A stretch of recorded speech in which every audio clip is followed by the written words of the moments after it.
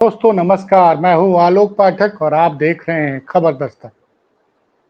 अखिलेश यादव ने आज आगरा से देश भर के दलितों को एक बड़ा संदेश दे दिया और जिस तरह से आगरा में जनसैलाब उतरा अखिलेश यादव के स्वागत के लिए और लाल और नीला, जी हां, लाल और नीला एक हो गया। लाल समाजवादी पार्टी का निशान, नीला जो दलितों का निशान है। उस जनसैलाब में आपको पहचान पाना मुश्किल था कि कौन लाल है कौन नीला है। जबरदस्त जन समर्थन दिखा अखिलेश यादव की आगरा यात्रा में। आज पहुंचे थे वो दलित सांसद, समाजवादी पार्टी के दलित सांसद रामजी लाल सुमन का हाल चाल लेने के लिए। लेकिन जो संदेश क्या है, जो संदेश दिया उन्होंने देश भर में, खासकर यूपी के पीडीए को, उससे दिल्ली में बैठे प्रधानमंत्री मोदी और अमित शाह और शायद मोदी और शाह से संभवतः दूरी बना चुके। जो मैं कह रहा हूं, मोदी शाह एक तरफ हैं और योगी आदित्यनाथ एक तरफ हैं, इसकी खबरें मीडिया में तैर रही हैं। तो इसलिए मैं कह रहा हूं, मोदी शाह दिल्ली में और गोरखपुर में बैठे योगी जी, सबकी नींदें उड़ गई हैं।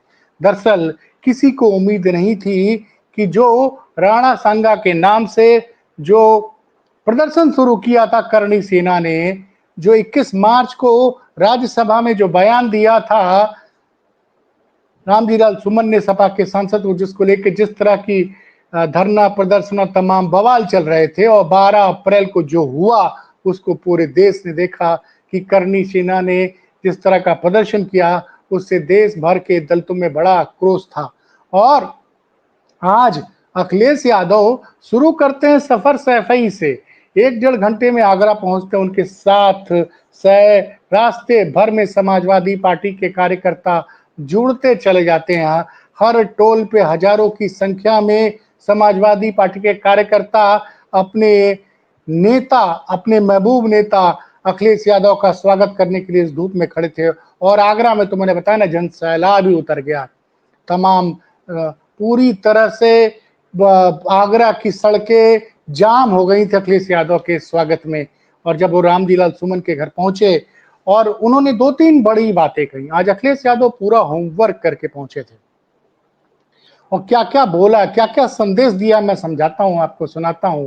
पहला तो उन्होंने बोला कि मैं जिस तरह से निषाद समाज की जो सबसे बड़ी नायिका है पूरन देवी को जिन लोगों ने गोली से मारा था, अब वही लोग मुझे इसलिए गोली से मारने की धमकी दे रहे हैं क्योंकि मैं अपने दलित सांसद रामजी लाल सुमन के साथ खड़ा हूं।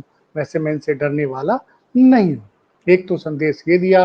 दूसरा संदेश उन्होंने ये दिया कि दलित, पिछड़े और अल्पसंख्यक जिस तरह से प्रताड़ित किया जा रहा है, वो सब के सब एक साथ पीडीए के साथ, पीडीए पूरी तरह से भाजपा से परेशान है और पीडीए के साथ सब, पीडीए सपा के साथ खड़ा है और पीडीए 2027 में उत्तर प्रदेश में सरकार बनाने जा रहा है समाजवादी पार्टी की। तो ये जो संदेश गए हैं, जो बातें थी प्रेस कॉन्फ्रेंस में, क्या क्या हुआ, फिलहाल आप जरा ये सुनिए अखिलेश यादव ने क्या बोला।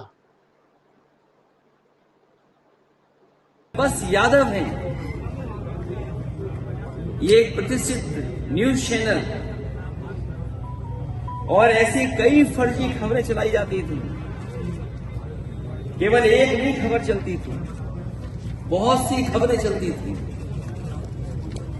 लेकिन आज जो आंकड़े हैं 2025 के, वो खबरें कहीं नहीं चल रही। आगरा में 48 थाने हैं। बताओ पीडीए कितने हैं इन थानों में? मैनपुरी में 15 थाने हैं जो सरकार के स्वजाती लोग हैं। मैनपुरी में 15 थाने हैं, 15 में 10 में हैं वो लोग। महोबा में 11 थाने हैं, 6 में सिंह साहब लोग। पीडीए के केवल 3 हैं। चित्रकूट में 10 थाने हैं, जयतन में सिंह साहब लोग बैठे हैं। यूपी एसटीएफ के बारे में हम लोगों ने कई बार सवाल खड़े किए। 21 अधिकारी हैं, 11 सिंह साहब हैं, 3 केवल पीडीए हैं और ग्राफ भी लाया हूं मैं। अगर आप चाहें तो ग्राफ भी मैं दे सकता हूं, दिखा सकता हूं।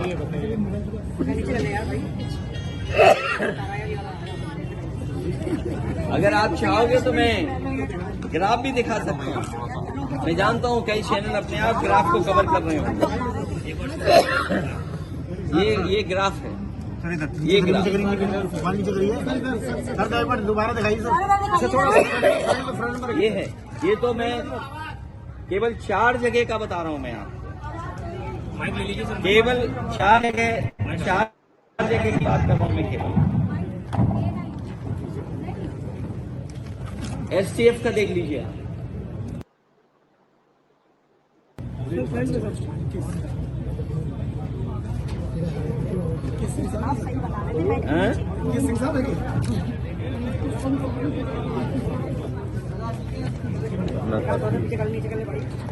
इसलिए मैं कहना चाहता हूं,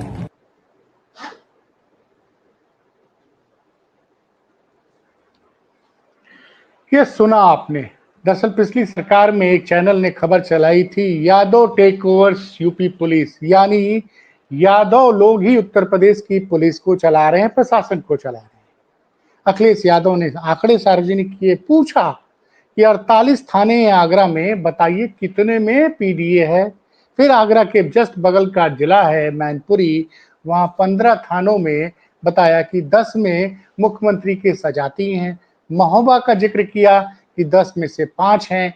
कुल मिला जुला के उन्होंने बताया कि उत्तर प्रदेश में अब मुख्यमंत्री के सजाती लोगों का थान ज्यादातर थानों पे चार्ज है, लेकिन मीडिया ये खबर नहीं चलाती है कि सिंह साहब लोग यूपी के थाने चला रहे हैं।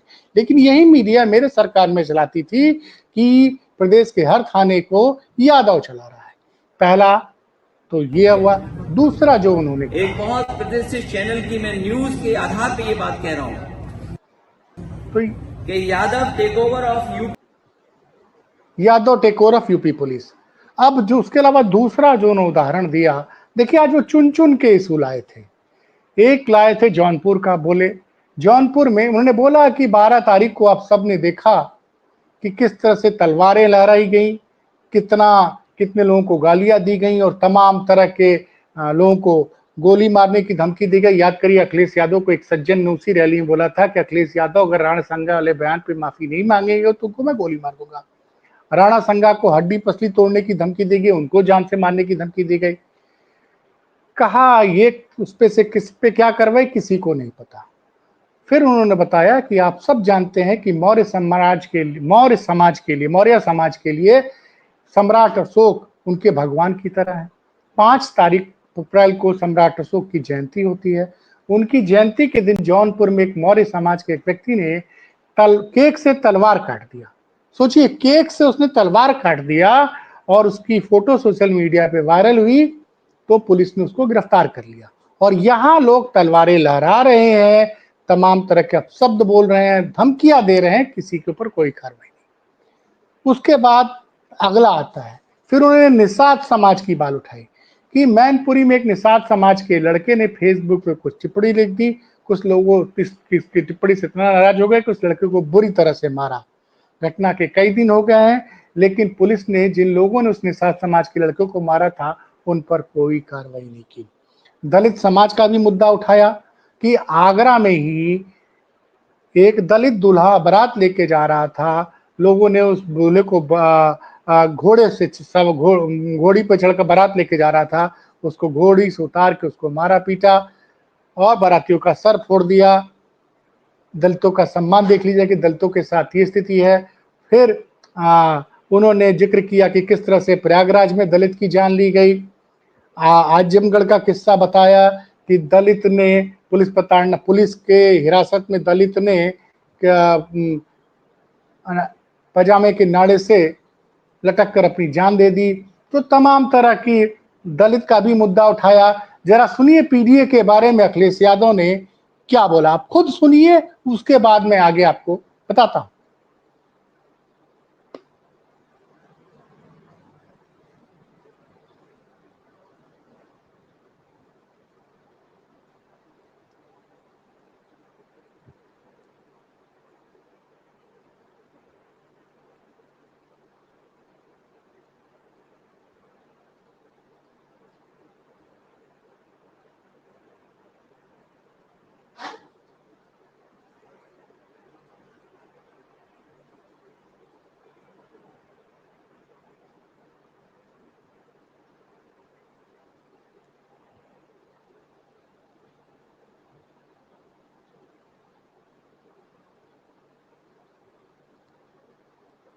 ये सुना आपने अखिलेश यादव ने क्या बोला?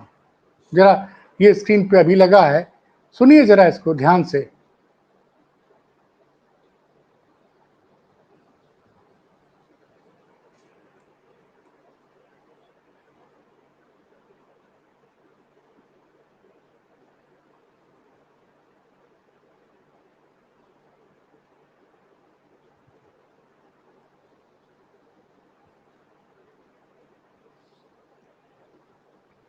उन्होंने एक बात और भी कही कि दिल्ली और लखनऊ की लड़ाई में भोले भाले लोग तलवार लेकर निकल पड़े हैं।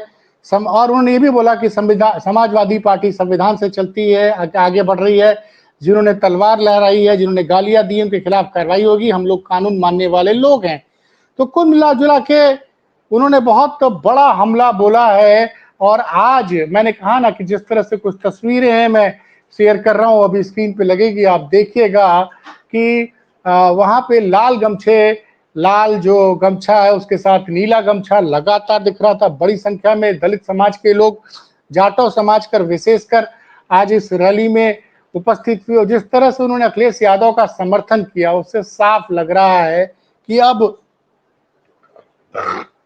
दलितों ने अखिलेश यादव को अपना नेता फिलहाल तो मान लिया है और इसके बड़े दूरगामी परिणाम होंगे। देखिए, उत्तर प्रदेश में जो कुछ भी हो रहा है, आम जनता देख रही है कि उत्तर प्रदेश के पूर्व मुख्यमंत्री को कोई गोली मारने की धमकी दे रहा है, उसके खिलाफ आप कोई कार्रवाई नहीं कर रहे हैं। दूसरी तरफ कोई लड़का अगर तलवार से केक काट ले रहा है तो उस पर आप तुरंत कार्रवाई कर दे रहे हैं। योगी जी के खिलाफ कोई कुछ लिख दे, तुरंत पुलिस आएगी, उठा ली जाएगी। उत्तर प्रदेश के पूर्व मुख्यमंत्री अखिलेश यादव के खिलाफ कोई कुछ बोल दे, कोई कुछ लिख दे, कोई कार्रवाई नहीं हो रही है। और ये लोग तमाम कानून जो है वो एक तरफ, मतलब साफ साफ अखिलेश यादव का कहना था कि सरकार जो है हमारे कार्यकर्ताओं की शिकायत पर कोई कार्रवाई नहीं कर रही है। और उन्होंने बोला कि बेगुनाह लोगों को जेल भेज दिया जा रहा है और अपने लोगों को सरकार बचा रही है। तो गंभीर आरोप लगे, ठाकुरवाद पे बात की, दलित के उत्पीड़न पे की बात की, मौर्य समाज पिछड़ों को लेकर बात की। तो जो जो एक मैसेज गया है, और जिस तरह का मैं बता रहा हूं ना कि जिस तरह का जन सैलाब उतरा है, और जो आप ये सोचिए कि ये भीड़ जो है सोशल मीडिया पे बुलाई नहीं गई थी, ना इसको सरकार का या सत्ता का बैक पीछे से संरक्षण मिल रहा था। ये कई लोगों ने कहा कि भैया ये पैसे देख के बुलाई गई भीड़ नहीं थी, सपा के कार्यकर्ता कई कई किलोमीटर से दूर से चल के आए थे। सुबह मैंने बताया था कि हमारे साथी अनिल यादव कल से आगरा पहुंचे हुए थे, मेरी फोन पे बात हुई, बोल रहे थे कि रामजी लाल सुमन के आसपास से मिलने के लिए बड़ी संख्या में कई जिलों से समाजवादी पार्टी के लोग आए हुए थे। तो और उसके बाद मैं ये कुछ तस्वीरें दिखा रहा हूं कि पूरे परिवार से, मतलब रामजी लाल समन के पूरे परिवार से अखिलेश यादव ने आज मुलाकात की, सबका दुख दर्द समझा। देखिए हुआ क्या था, जब पिछली बार प्रदर्शन हुआ था तो उनके आवास पर, रामजी लाल सुमन के आवास पर पत्थरबाजी की थी। 1000 से ज्यादा करनी सेना के कार्यकर्ताओं ने उनके घर के बाहर जो गाड़ियां रखी गई थी उनको तोड़ा गया था, कुर्सियां तोड़ी गई थी। और सबसे चौंकाने वाली बात थी कि उस दिन रामजी लाल सुमन वहां नहीं थे, दिल्ली में थे। तो घर वाले बेचारे डर गए थे।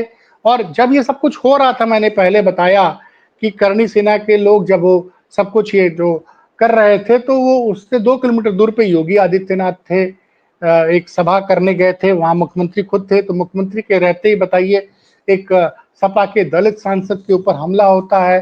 तो जिस तरह से ये इसको दलित की प्रतिष्ठा का विषय बना लिया, और बोले भी कि चूंकि मैं अपने दलित सांसद के साथ मजबूती से खड़ा हूं, तो मुझे उसी तरह से गोली मारने की धमकी दी जा रही है कि जिस तरह से इन लोगों ने निषाद समाज की जो सबसे बड़ी नेता हैं, सबसे बड़े वो थी निषाद समाज की फूलन देवी को जिस तरह से इन लोगों ने गोली मारी थी। उन्होंने कहा कि जिन लोगों ने फूलन देवी को गोली मारी, उनके पॉडकास्ट कराए जा रहे हैं, उनके बयानों को सोशल मीडिया पे वायरल किया जा रहा है। उन्होंने सरकार पे बड़े गंभीर सवाल उठाए। उन्होंने कहा राणा सांगा पर जो बयान दिया है था रामजी लाल सुमन ने राज्यसभा में, उस बयान को राज्यसभा के उपसभापति ने हटा दिया था। जब वो हटा दिया था, रिकॉर्ड से चला गया था, तो उस बयान को क्यों वायरल कराया जा रहा है मीडिया पे, और उसको वायरल करा के समाज में तनाव पैदा किया जा रहा है। तो लगातार जो जिस तरह का घटनाक्रम हुआ है और जिस तरह का जनसैलाब आज निकला है, और फिर जिस तरह से अखिलेश यादव ने प्रेस कॉन्फ्रेंस में तमाम मुद्दों पर अपनी बात रखी है, उससे देश भर के दलितों में और उत्तर प्रदेश के खासकर दलित समाज के बीच में एक बड़ा संदेश गया है। दलित पिछड़े अब एक हो रहे हैं। भारतीय जनता पार्टी ने अगर समय रहते इस पर कार्रवाई नहीं की तो भारतीय जनता पार्टी का बड़ा नुकसान हो सकता है। वैसे अभी मैं जब ये रिकॉर्ड कर रहा था तो एक अजीत राठी है, बहुत जाने माने पत्रकार हैं, उत्तराखंड के, एबीपी न्यूज वगैरह से जुड़े रह चुके हैं। उनका एक ट्वीट मैं आपको पढ़ के सुना रहा हूं। उन्होंने कहा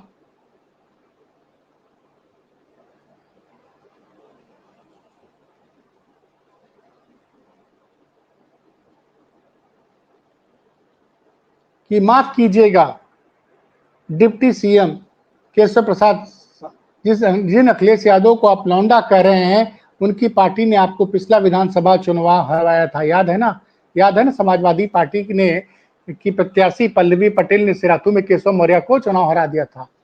और इसी लौंडे ने अपने दम पर पिछले लोकसभा चुनाव में यूपी में भाजपा को सीटों की संख्या को 66 से 33 पर लाकर रख दिया। और रही विरासत मिलने की बात, मुलायम सिंह यादव यानी नेताजी के बगैर पिछला विधानसभा और लोकसभा चुनाव लड़ा। दोनों चुनाव में अखिलेश यादव ने अपने राज्य स्तरीय और राष्ट्रीय नेता के कद को छोटा कर अपना कद बड़ा बढ़ाया है। देखिएगा, ध्यान से सुनिए, मैं मुलायम सिंह यादव यानी नेताजी के बगैर पिछला विधानसभा और लोकसभा चुनाव अखिलेश यादव ने लड़ा। दोनों चुनाव में अखिलेश यादव ने अपने राज्य स्तरीय और राष्ट्रीय नेताओं के कद को छोटा कर अपना कद बढ़ाया है। मैं जो लिख रहा हूं वो जनरल टॉक नहीं है, डॉक्यूमेंटेड है, चाहे तो ग्रुप से पूछ लीजिए। तो देख रहे हैं कि किस तरह की प्रतिक्रिया, वो सामान्यतः जो पत्रकार नाराज नहीं होते हैं वो इस तरह की प्रतिक्रिया दे रहे हैं। और फिलहाल इस पूरे मुद्दे पर योगी जी